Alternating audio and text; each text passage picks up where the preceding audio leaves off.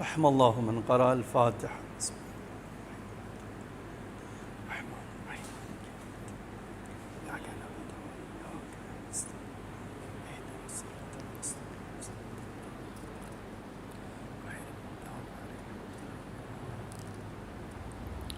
لا حول ولا قوة إلا بالله العلي العظيم.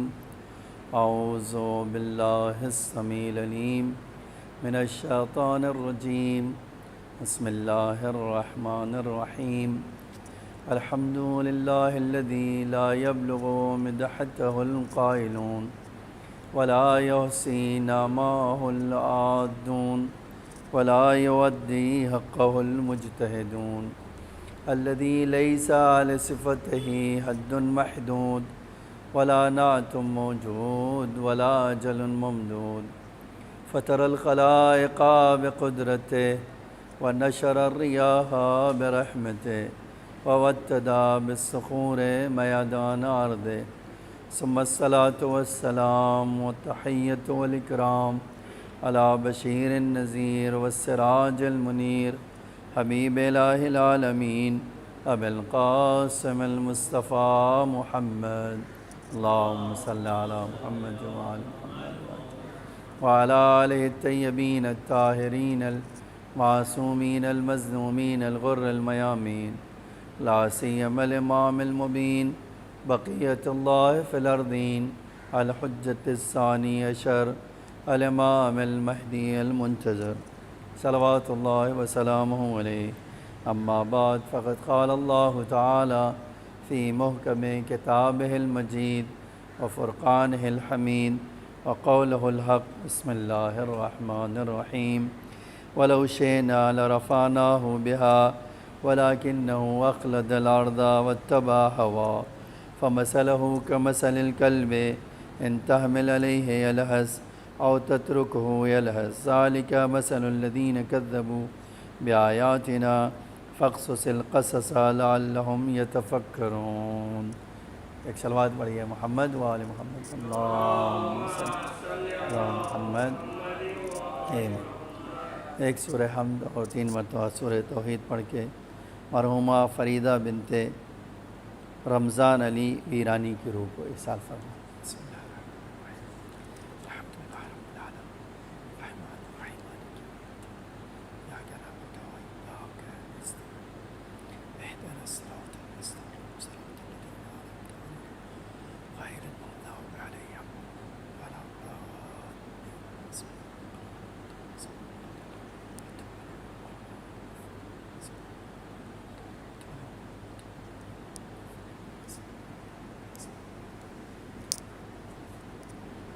ایک اور صلوات پڑھیے محمد و آل محمد. اللہم صلی علی محمد و آل محمد.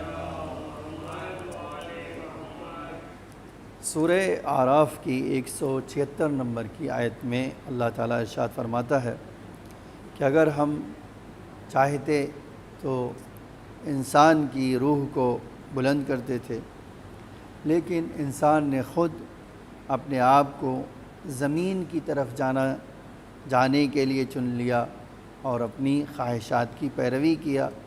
بس اس کی مثال اس نجس جانور کی طرح ہے کہ اگر آپ دانہ دیں گے، کھانا کھلائیں گے تو بھی بھوکے گا، اور اگر آپ کھانا نہیں کھلائیں گے تو بھی بھوکے گا. اللہ کہتا ہے ذالک مثل الذین کذبوا بآیاتنا، ان کی مثال اس طرح جیسے کوئی اللہ کی آیتوں کو جھٹلائے. فاقصص القصص لعلہم یتفکرون، اے میرے حبیب ان کو واقعہ سنا دو، شاید ان کو سمجھ آ جائے اور اس کی طرف غور کریں. آج اس موضوع پہ ہم گفتگو کرنا چاہتے ہیں، وہ بہت انٹرسٹنگ موضوع ہے. وہ یہ کہ انسان کو خداوند عالم نے 2 جنبہ عطا کیا، 2 پہلو عطا کیا، 2 زاویہ عطا کیا. میں نے ایک دن یہیں سے اسی ممبر سے ایک حدیث سنائی تھی کہ علی علیہ السلام فرماتے ہیں اے انسان، تمہارے اندر 2 چیزیں پائی جاتی، ایک جسم پایا جاتا ہے اور ایک روح پائی جاتی ہے. اور پھر میں نے اس حدیث میں کہا کہ امام فرماتے ہیں 99% تمہارے وجود کا تمہاری روح تشکیل پاتی ہے، 1% تمہارے وجود میں جسم کا حصہ ہے، جسم کا کارنامہ ہے۔ پھر عجب جملہ فرمایا تھا، فرمایا آج لوگ 99 کو چھوڑ دیتے ہیں ایک کے لیے، 99 کو چھوڑ دیتے ہیں ایک کے لیے۔ آج میں نے جو آیت سلیکٹ کی ہے، جو آیت آپ کے سامنے پیش کی ہے، اس میں اللہ ایک سیر ہے، ایک سفر ہے جس کو ہم روحانی سفر کہتے ہیں، اور ایک سیر اور ایک سفر ہے جس کو ہم دنیا کی طرف سفر کہتے ہیں، مادی سفر کہتے ہیں۔ میں ایک دو مثالیں لیا ہوں کہ دیکھیں، اگر میں انسانوں میں آ جاؤں، میں بہت دور نہ جاؤں، اگر انسان خالی کھانے پینے اور گھر بنانے اور اس میں رہے گا تو ہم کہیں گے کہ یہ سفر کر رہا ہے کس کی طرف؟ دنیا کی طرف سفر کر رہا ہے۔ اگر اسی کے برخلاف انسان جو ہے اپنی خواہشات کو پورا کرے لیکن اس کی ایک لمٹ رکھے تو ہم کہیں گے کہ یہ سفر اس کا خدا کی طرف جا رہا ہے۔ قرآن میں اللہ تعالیٰ نے دونوں باتوں کو رکھا۔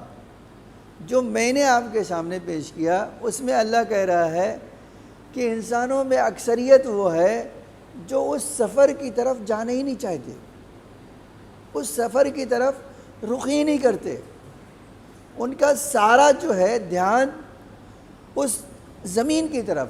اسی لیے ایک جملہ بڑا عجیب اللہ کہہ رہا ہے، وَلَكِنَّهُ أَخْلَدَ الْأَرْضِ، انسان نے یہ سوچ لیا ہے کہ مجھے ہمیشہ کے لیے زمین پر رہنا ہے۔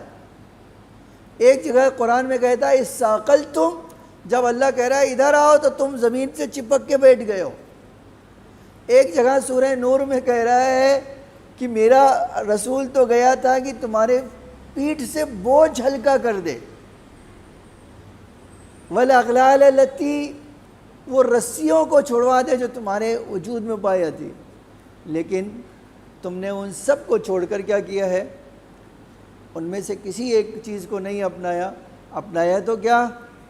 دنیا اور دنیا کی چیزوں کو۔ عزیزان گرامی، اسی لیے انسان کے اندر خداوند عالم نے جو جذبہ رکھا ہے، ایک جذبہ اور ایک کشش یہ ہے کہ انسان کو اللہ زمین کی طرف جانا نہیں دینا چاہتا۔ اور آپ جان لیجئے، میرے اس جسم کو اللہ تعالیٰ نے جو بنایا ہے اس میں ایک خصوصیت رکھی۔ خصوصیت کیا رکھی ہے؟ کہ میری روح کئی گنا جسم سے طاقتور ہے، نو ڈاؤٹ کہ میری روح اس جسم سے کئی گنا طاقتور ہے، لیکن اس کو کمزور کون سی چیز کر رہی ہے؟ اللہ کہہ رہے تمہارے اپنے پیر میں زنجیر ڈال رہے ہو۔ وہ زنجیر کیا چیز ہے؟ وہ یہ ہے کہ انسان صرف مادی چیزوں سے جڑا رہنا، میٹیریل سے جڑا رہنا۔ اسی لیے ایک حدیث پڑھتا ہوں، آپ دیکھو امام علی علیہ السلام نے اس کو کس اچھی طرح سے بیان کیا ہے، ماہ مبارک سے بہت میل کھاتی ہے۔ فرمایا تمہارے روح کا کھانا کچھ اور ہے، تمہارے جسم کا کھانا کچھ اور ہے۔ فرمایا تمہارے جو ہے جسم کا کھانا تو یہ پھل فروٹ جتنی ہیں سب تمہارے جسم کا کھانا ہے، لیکن روح کا کھانا تمہاری عبادتیں ہیں۔ تو اپنے روح کو ان عبادتوں کے کھانے کو زیادہ سے زیادہ کر کے کھا کے کیا کرو؟ طاقتور بناؤ۔ اگر تم نے طاقتور بنایا تو کیا ہوگا؟ یہ روح تمہارے جسم کو آسانی سے خدا کی طرف لے جائے گی۔ لیکن اگر تم نے عبادت کم کیا اور کھانے پینے کی طرف بہت توجہ کی تو یہی جسم تمہارا تمہاری روح کے پیروں میں بیڑیاں ڈال دے گا۔ یہ ہے جملہ جو سورہ اعراف کی 176 نمبر کی آیت میں اللہ کہہ رہا ہے۔ ہم تو چاہتے تھے اس انسان کو بلند بنانا، وَلَوْ شِئْنَا لَرَفَعْنَاهُ بِهَا، ہم تو چاہتے تھے اس کو بلند بنانا، وَلَكِنَّهُ أَخْلَدَ الْأَرْضِ، لیکن یہ خود ہی زمین سے چپک گیا۔ اور عجب جملہ ہے، وَاتَّبَعَ هَوَاهُ، اور کیا کیا؟ اس نے صرف اپنی خواہشات کو پورا کیا۔ آج ایک حدیث اور سناتا ہوں، دیکھیے مرحوم نراقی نے یہ نقل کیا ہے اور حدیث قدسی بھی ہے، حدیث قدسی بھی ہے۔ مرحوم نراقی کہتے ہیں کہ اللہ انسانوں کی فطرت کے بارے میں، انسانوں کی سائیکلوجی کے بارے میں جب بات کرتا ہے تو سائیکلوجی کیا کہتا ہے؟ کہتے ہیں انسان اس طرح کا ہے کہ اگر میں کسی بھی انسان سے کہوں کہ میں نے 2 دریا پیدا کیا ہے اور ایک دریا سونے سے تعلق رکھتی ہے اور ایک کا تعلق کیا ہے؟ چاندی سے ہے، اور پھر میں انسان سے کہوں کہ تو دامن پھیلا اپنا، میں نے اس دریا سے کہا ہے کہ تیرے دامن کو سونے اور چاندی سے بھر دے، ٹھیک ہے؟ کتنے سال کے لیے؟ عجیب جملہ ہے یہ حدیث کا۔ آپ دیکھو ایک انسان کی آج 100% یہ انسان اسی طرح کا ہے جیسا اللہ نے بتایا، کہا اگر میں اس کو یہ سونا چاندی، وہ دامن پھیلائے اور دریا سے کہوں اپنے اس کے دامن میں یہ سونا چاندی ڈالتا رہے، کتنے سال تک؟ اللہ نے کہا 1000 سال۔ میں کہوں 1000 سال تک اسی طرح تمہارے دامن میں یہ سونا چاندی گرتا رہے گا، تمہیں کوئی فکر کرنے کی ضرورت نہیں ہے۔ پھر اللہ کہتا ہے کچھ دن کے بعد یہی انسان مجھ سے کہے گا اے اللہ تیری طاقت تو زیادہ ہے، تیری قدرت تو لازوال ہے، تو ہر چیز پہ قدرت رکھتا ہے، تو 2 دریا ہی کیوں؟ 2 دریا اور بنا دے۔ یہ جو مثال خدا نے خود دی ہے نا، یہ بتانے کے لیے کافی ہے۔ آج آپ خالی ایک بار تاریخ پڑھ لیجئے، تاریخ پڑھیے۔ تاریخ کیا ہے؟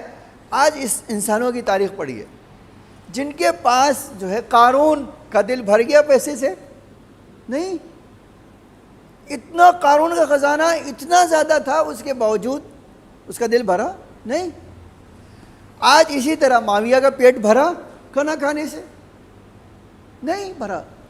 اسی طرح ہم جب بادشاہوں کی تاریخ پڑھتے ہیں تو ہمیں پتہ چلتا ہے کہ ان کی خواہشات کتنی تھی۔ حرم سرا میں 3 ہزار عورتیں تھیں ان کے پاس۔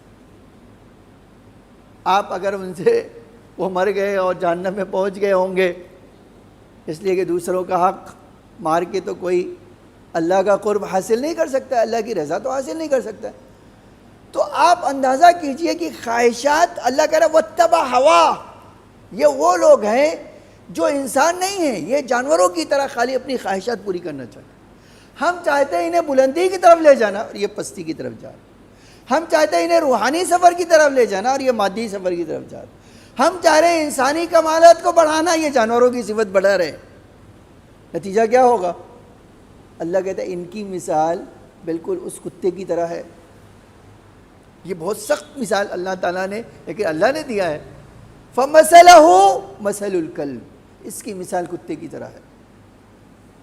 آپ اگر کسی سے کہہ دیجئے، آج تو ناراض ہو جائے گا، اگر آپ کسی سے کہیے آپ وہ ہیں، خالی نام نہ لیجئے، بس خالی کہہ دیجئے، وہ مار بیٹھے گا آپ کو۔ اس کا مطلب کیا ہے؟ دیکھیے انسانوں میں خرابی یہی ہے کہ امام کہتے ہیں 99% اپنے وجود کا حصہ چھوڑ کر ایک حصے کی طرف بھاگ رہا ہے۔ لیکن میں عزیزان گرامی، آج شب جمعہ کی مجلس میں نے یہ موضوع اسی لیے کہ ماہ مبارک رمضان ہے اور اس کی شب جمعہ ہے۔ شب جمعہ خود اپنی ایک عظمت رکھتی ہے کہ انسان روحانی سفر طے کرے، اور اس میں ماہ مبارک کی شب جمعہ، اور وہ بھی آدھا ماہ مبارک ہم تقریباً آج 13 تاریخ ہے، ہم پورا کر چکے۔ یہ 13 تاریخ گزرنے کا مقصد آپ جانتے ہیں کیا کہنا چاہتا ہوں میں؟ 13 دن میں آپ کے اندر، میرے وجود میں اس روزہ رکھنے سے بہت ساری نجاست دور ہو چکی ہے، بہت ساری جو ہے گندگی نکل چکی ہے، ہمارا پیٹ پاک ہو گیا، ہمارے دل پہ اس کا اثر ہوا ہوگا۔ تو اب ضروری ہے کیا کرے؟ ہم اس طرف سفر کریں۔ کون سا سفر؟ جس پہ اللہ کہہ رہا ہے وَلَا رَفَعْنَاهُ، ہم تو چاہتے ہیں وَلَوْ شِئْنَا لَرَفَعْنَاهُ، ہم تو چاہتے ہیں انسانوں کو بلند کرنا، ہم تو چاہتے ہیں انسانوں کو اس منزل پہ لے آنا جس منزل پر جا کر کوئی انسان کے لیے رکنے کی کوئی جگہ نہیں ہے۔ اور آپ دیکھو، اسی کو کہتے ہیں جاذبہ اور دافعہ۔ آپ قرآن نے بہت ساری مثالیں اس کی دی ہیں۔ ایک اس میں سے جناب یوسف کی مثال ہے۔ جناب یوسف کہاں رہ رہے تھے؟ بادشاہ کے گھر میں رہ رہے تھے، لیکن سفر کہاں کر رہے تھے؟ خدا کی قرب کا، معنوی سفر، روحانی سفر. اور ان کے گھر میں وہی لوگ ہیں، مادی سفر. سارے ان کی توجہ سجانے کے اوپر ہے اور ان کی خدا کی طرف. میں ایک واقعہ ذکر کرتا ہوں، آپ دیکھو کتنا خوبصورت، اور اس طرح کتنے لوگ ہیں. لیکن افسوس کا مقام یہ ہے کہ ہمارے ائمہ جو ہے، جہاں اپنے شیعوں کو دیکھنا چاہتے تھے، آج اس میں سے شیعہ اس کی طرف توجہ ہی نہیں کر رہے ہیں. ساری توجہ کس بات کی طرف ہے؟ دنیا داری کی طرف. جبکہ یہ موقع ہے، خدا نے آپ کو مہمان بلایا ہے، موقع دیا ہے اس کے دسترخوان پہ بیٹھنے کا، تو ہم کیوں نہیں وہ سفر کر لیتے؟ اسی لیے آپ دیکھو، یہ ایک دو مثال نہیں ہے، اس کی بہت ساری مثال اللہ تعالیٰ نے خود دیا ہے. اسی کتے کی مثال میں جو اللہ نے دیا ہے، کتا اپنے مالک کے اشارے تک کو سمجھتا ہے. اگر کوئی باہری آتا ہے تو بھونکتا ہے، لیکن اگر وہی اشارہ کرتا ہے وہ فلاں چیز لیا ہو تو دوڑ کے لے آتا ہے. اگر وہ اشارہ کرتا ہے وہ فلاں کو کاٹ لو تو کاٹ لیتا ہے. اگر کہتا ہے میری بکریوں کو جا کر گھما کے لاؤ، وہ لا کے اس کے پاس مالک کے پاس لاتا ہے. تو ایک جانور میں جب سکھا دیا جاتا ہے تو اتنا ٹریننگ ہو جاتی ہے، کیا انسان کو اتنے سالوں تک ایمان لانے کے بعد یہ سلیقہ نہیں آیا کہ مجھے کیسے اوپر کی طرف جانا ہے؟ لیکن ایسا نہیں ہے کہ کسی کو سمجھ میں نہیں آیا. مجھے نہ سمجھ میں آیا ہو، آپ کو نہیں سمجھ میں آیا ہو، بہت سارے امام کے چاہنے والے، بہت سارے امام کے صحابی، انہوں نے اس سفر کو پورا کیا. آج ایک کتاب میں نے دیکھی، المراقبات نام ہے. مراقبات کا مطلب یہ ہے کہ ماہ مبارک میں کون سی باتوں پہ دھیان دے کر خدا کا قرب حاصل کر سکتا ہوں، خدا کی سے نزدیک ہو سکتا ہوں، خدا کی رضا حاصل کر سکتا ہوں. جانتے ہیں وہ آیت اللہ میانجی نے لکھی ہے کتاب، اور پوری کتاب 400 صفحے کی کتاب ہے، خالی ماہ مبارک میں کیسے سفر کروں اس خدا کی طرف. میں ایک واقعہ آپ کو نقل کرتا ہوں. آپ دیکھو یہ واقعات بہت انسان کو اثر انداز ہوتا ہے. اس لیے ایک جملہ اس سے پہلے، اس واقعے سے پہلے قرآن میں ایک اور آیت ہے، کہتے دیکھو ہم جس سفر پہ تمہیں لے جانا چاہتے ہیں نا، ساری دنیا کی دولت تم سفر خرچ کر کے چاہو وہاں تک پہنچنا، نہیں پہنچ سکتے. یہ آیت دیکھ لیجیے، لو انفقت ما فی الارض جمیعا، اگر تم روئے زمین پہ ساری دولت خرچ کر دو اور چاہو کہ اپنے دل کو مطمئن کر سکو، تم نہیں کر سکو. وہ اگر تمہارا دل مطمئن ہونا چاہتا ہے تو ایک ہی راستہ ہے کہ تم سفر کرو اس خدا کی طرف. یہ جملہ ما الفت بین قلوبہم، کسی انسان کے دل کو آپ جوڑ نہیں سکتے، مطمئن نہیں کر سکتے. اگر مطمئن کرنا ہے تو اس کو خدا کی طرف لے جانا ہوگا، بغیر خدا کی وہ انسان جا نہیں سکے. اب واقعہ سن لیجئے.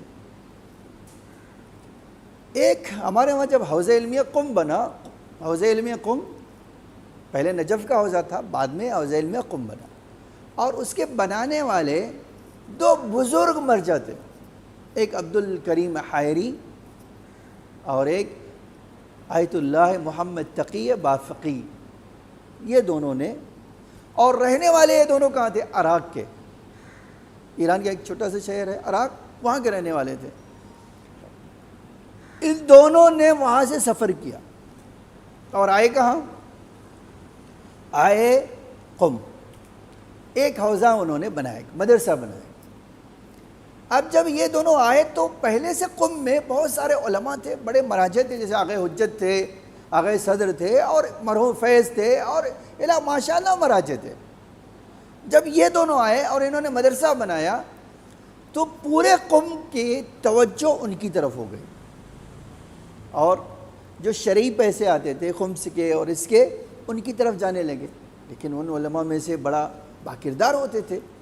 تو آیت اللہ حائری نے ایک دن کسی عالم کو بلایا، ایک بڑی پرسنالٹی کو بلایا، شخصیت کو بلایا، کہا جاؤ دیکھو ہمارے آنے سے ان علماء کو تکلیف نہ ہوئی ہو، جاؤ ان سے پوچھو، اگر کوئی کام ہے، آپ کو کسی چیز کی ضرورت ہے تو آپ ہمیں بتائیے، ہماری ذمہ داری ہے کہ ہم اس کو پورا کریں۔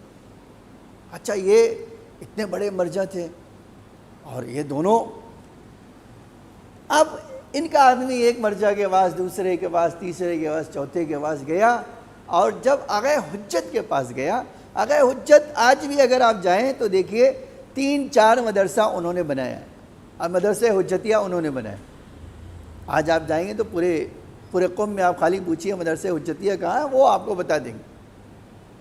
ایک ایسا مدرسہ بنایا تھا، دیکھو کیسی طرح کا ان کے پاس علم تھا کہ کئی بلڈنگ بنائی، اور ہر بلڈنگ کو بناتے وقت اس بات کا خیال رکھا کہ سورج کی روشنی اندر تک آئے کمرے میں، تاکہ اگر کمرہ کبھی نجس ہو جائے تو یہ سورج کی روشنی پاک کر دے۔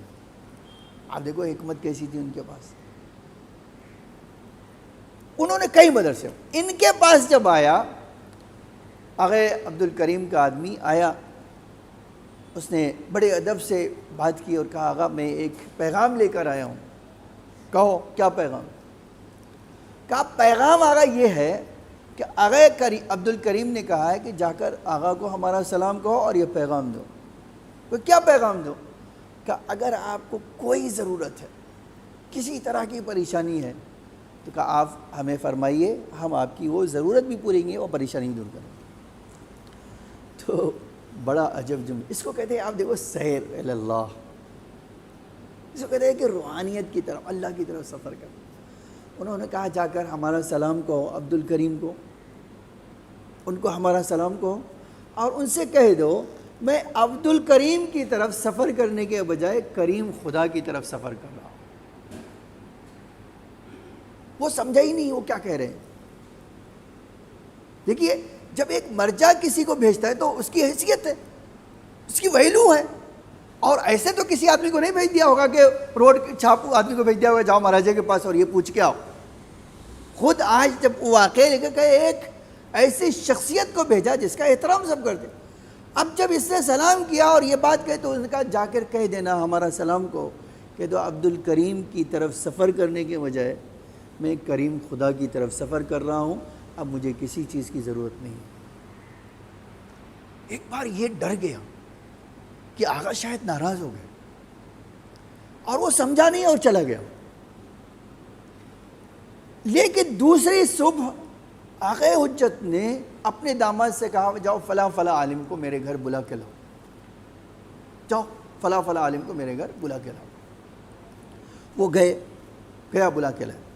جب ان کے گھر میں سب آ گئے، بیٹھ گئے، اچھا بیٹھنے کا طریقہ ہوتا ہے دیوار سے، تو آغا نے اپنی مہر نکالی اور اپنے خادم کو بلایا، بولا اس مہر کو توڑ دو۔ آپ جانتے ہیں مہر مہاراجے کی کتنی اہمیت رکھتی ہے۔ آج بھی اگر کسی کو جو ہے کوئی خط لکھنا ہے تو اس مہر کے بغیر کوئی ویلیو نہیں رکھتا۔ حتیٰ اگر آج مثلا آپ کو رسید دیتے ہیں کہ آپ نے خمس دیا تو مہر لگاتے تو ہی قبول۔ تو انہوں نے کہا کہ یہ مہر توڑ دو، تو سارے علماء ان کو دیکھ رہے، آغا آپ لوگوں کو کیا کہیں گے؟ آپ اپنی مہر توڑ دیں گے تو لوگوں کو کیا کہیں گے؟ پھر یہ جو آپ مسئلے مسائل لکھتے ہیں اس پہ مہر کی ضرورت ہوتی ہے، آپ توڑ دیں گے تو کیا ہوا؟ تو بڑا عجب جملہ کا، اس کو کہتے ہیں سیر اللہ۔ اور میں ہر مومن سے کہنا چاہتا ہوں، ماہ مبارک بہترین موقع ہے کہ ہم اللہ کی طرف سیر کریں، اپنی روح کو طاقتور بنائیں، ایسی روح جو ہمارے امام کو چاہیے، ایسا کمال جو ہمارے آقا کے کام آ جائے، ایسا جسم کیا ہوگا جو ہمارے آقا کے لیے کام نہ آئے، ایسی زندگی کیا ہوگی جس سے ہمارے مولا کو خوش ہو۔ اب جب لوگوں نے کہا کہ آقا یہ کیا کر رہے ہیں، تو کہا میں تمہیں بتاتا ہوں، میں نے بلایا اسی لیے تمہیں، مہر توڑو۔ میرے سامنے مہر توڑ دی گئی۔ فرمایا آج صبح جب میں نے قرآن کھولا اور پہلی آیت پڑھی تو مجھے اللہ کا پیغام مل گیا کہ تمہیں میرے پاس آنا ہے۔ آیت کیا تھی؟ لہو دعوت الحق، کہا میں نے آیت پہلا پیج جو کھولا تو اللہ کا پیغام مل گیا مجھے، اللہ نے آپ کو بلایا ہے اور ظہر تک مجھے اس دنیا سے جانا ہے۔ اب میں نے کہا تھا عبد الکریم کی طرف جانے کی ضرورت نہیں، میں کریم خدا کی طرف سفر کر رہا ہوں، مجھے کسی اور چیز کی اب ضرورت نہیں۔ اور حیرانی یہ ہے سارے مراجع نے کہا نہیں آغا نہیں، کہا دیکھو نہیں آغا کا کچھ مطلب نہیں ہوتا، ہمیں جب خدا کی طرف سفر کرنا ہے، محبوب بلا رہا ہے تو ہمیں فریاد نہیں کرنا چاہیے، ہمیں بے چین نہیں ہونا چاہیے، ہمیں گھبرانا نہیں چاہیے، اس خدا نے بلایا جو کریم ہے۔ کہا آغا یہ کھانا کھا لیجئے، وہ ڈاکٹر کو بلا جائے، کہا مجھے کسی ڈاکٹر کی ضرورت نہیں، میں ایک دم فٹ ہوں، مجھے کسی کھانے کی ضرورت نہیں ہے، اس لیے کہ میری روح کہیں اور سفر کر رہی ہے۔ اور عجب ہے آخری لمحے میں بس دو باتیں کہی، جاؤ میرے لیے امام حسین کی قبر کی خاک ایک چٹکی لاؤ، پانی میں ملاؤ، وہ مجھے دے دو۔ اور جب وہ گلاس میں گھول کر یا اس میں لا کر دیا تو پیا اور فرمایا اے اللہ تو گواہ رہنا، اس دنیا سے جو آخری کھانا کھا کے جا رہا ہوں وہ میرے مولا کی تربت ہے۔ اور عجب یہ ہے کہ بس لا الہ الا اللہ کہا اور آنکھیں بند کر لی، اس دنیا سے چلے گئے۔ ہے نا سفر؟ آج میں اور آپ خالی سن کر جو ہے کہتے آہ کتنا بلندی حاصل کی، لیکن یہ بلندی یوں ہی نہیں حاصل کی، یوں ہی اللہ ان کو پیغام نہیں دے رہا ہے، اس کے لیے انہوں نے زحمت اٹھائی، اس کے لیے انہوں نے کیا کیا، رات دن عبادتیں کی، اس کے لیے انہوں نے اپنے نفس پہ کنٹرول حاصل کیا، اور نتیجے میں کیا ہے، خدا کہہ رہا ہے ہم نے اس کو بلایا ہے بلندی کے لیے۔ یہ جو آیت میں نے پڑھی وَلَوْ شِئْنَا لَرَفَعْنَاهُ، ہم اس انسان کو بلند کرنا چاہتے ہیں، اور کیسے بلند کر رہا ہے، وہ قرب عطا کر کے، جس قرب سے بڑھ کر کوئی بلندی نہیں۔ آپ سوچو یہ بلندی کیسی تھی کہ آقا حسین جب کربلا میں آئے تو اس بلندی کی بات کرتے تھے، بہت سارے لوگ وہاں سمجھ نہیں سکتے تھے کہ مولا کیا کہہ رہے ہیں۔ آپ اس شعر کا معنی، ہمارے پاس مقتل کا جملہ ہے کہ امام حسین علیہ السلام بار بار اس کربلا کی سرزمین پہ جب گھومتے تھے تو یہ شعر بار بار پڑھتے تھے، کیا ترکت الخلق ترن فی ہواک، اے اللہ میں کائنات کی ہر چیز چھوڑ رہا ہوں صرف تیری محبت میں۔ کیوں؟ اے اللہ مجھے کیا چاہیے؟ اے اللہ مجھے دنیا کی کوئی چیز نہیں چاہیے، مجھے اگر چاہیے تو کیا چاہیے، تاکہ تیری رضا حاصل کر سکوں، تیرا قرب حاصل کرو۔ ایتمت العیال لکی اراک، اے اللہ میں اپنے بچوں کو یتیم بنا رہا ہوں، میں اپنے بچوں کو یتیم بنا رہا ہوں، اپنی بہن کو چھوڑ رہا ہوں، اپنے رشتہ داروں کو چھوڑ رہا ہوں، اے اللہ تاکہ تیری زیارت کر سکوں، تیری ملاقات کر سکوں۔ آپ سوچیں یہ کہنا کتنا آسان ہے، لیکن کبھی جب وہی 4 سالہ بیٹی گھوڑے کے قدموں سے لپٹ کے فریاد کر رہی ہو، گھوڑے میرے بابا کو نہ لے جانا، مقتل میں نہ لے جانا، آخر صبح سے جو گیا ہے وہ واپس نہیں آیا ہے، میں ابھی یتیم بننا نہیں چاہتی ہوں، میں ابھی یتیمی سہنا نہیں چاہتی ہوں۔ ارباب عصا حسین گھوڑے سے اترے، ایک بار سینے سے لگایا، سینے سے لگانے کے بعد کہا بیٹا آپ نے تو مجھے رخصت کر دیا تھا، بیٹا آپ نے تو مجھے خدا حافظ کہہ دیا تھا، پھر یہ کون سا سلیقہ ہے بیٹا آپ مجھے جانے نہیں دے رہی ہے۔ عجب بچپنا والا جملہ فرمایا، کہا بابا بھیا ماں کے سینے پہ سوتا ہے اور میں آپ کے سینے پہ سوتی ہوں، بابا مجھے ایک بار تمنا ہوئی کہ ایک بار اور آپ کے سینے پہ سو لوں، اس لیے کہ اس کے بعد وہ سینہ نہیں ملے گا، مجھے گھوڑے مارے جائیں گے، مجھے تماچے مارے جائیں گے، مجھ پہ کوئی رحم کرنے والا نہ ہوگا، اے بابا ایک بار اور مجھے اپنے سینے پہ سلا لو۔ حسین ایک سارے کربلا پہ لیٹ گئے، آپ میری نور نظر، آپ میرے سینے پہ سو جا۔ حسین کے سینے پہ بیٹی آئی، اب حسین نے فریاد کیا، بیٹا جب مدینے جانا تو میرے شیعوں کو سلام کہہ دینا اور کہنا جب ٹھنڈا پانی پینا حسین کی پیاس کو یاد کر لینا۔ الا لعنۃ اللہ علی القوم الظالمین، سیعلم الذین ظلموا ای منقلب ینقلبون۔ الہی بحق زہرا و ابیہا و بالہا و بنیہا و سر المستودع فیہا بعدد ما احاط بہ علمک۔ اے اللہ، جو محمد اور آل محمد کا واسطہ شب جمعہ ہے، ہم سب پر اپنی رحمت و مغفرت نازل فرما۔ اے اللہ، ہمارے ڈھیر سارے گناہوں کو معاف فرما، ہمارے مختصر سے اعمال کو قبول فرما۔ اے اللہ، آقا امام زمانہ علیہ السلام کے ظہور میں تعجیل فرما، زمین کو آقا کے ظہور کے لیے آمادہ فرما، ہم سب کو آقا کے حقیقی غلاموں میں شمار فرما۔ اے اللہ، ہمارے اعمال کو امام کی خوشنودی کے سبب قرار فرما۔ اے اللہ، مومنین جہاں بھی ہیں ان کی جان و مال، عزت آبرو کی حفاظت فرما۔ اے میرے معبود، جو بیمار ہیں انہیں شفا عاجل و کامل عطا فرما۔ اے اللہ، تمام مومن کو اس بلا سے محفوظ فرما، اور اے اللہ، ہماری اموات پر اپنی رحمت و مغفرت نازل فرما۔ مجاہدین اسلام کو کامیابی عطا فرما۔ اے اللہ، جو ظالموں کے نرغے میں ہیں انہیں ظالموں سے نجات عطا فرما، جو قید میں ہیں انہیں قید سے رہائی عطا فرما۔ اے اللہ، تجھے محمد اور آل محمد کا واسطہ جن لوگوں نے دعا کی درخواست کی، اے اللہ ان سب کی نیک دعاؤں کو قبول فرما۔ اے اللہ، ہمیں نور آل محمد سے مزین فرما، اس دنیا میں محبت اہل بیت اور آخرت میں شفاعت اہل بیت نصیب فرما۔ ربنا تقبل منا انک انت السمیع العلیم۔ ایک سورہ حمد اور 3 مرتبہ سورہ توحید پڑھ کے مرحومہ فریدہ بنت رمضان علی ویرانی کی روح کو ایصال فرما دیں۔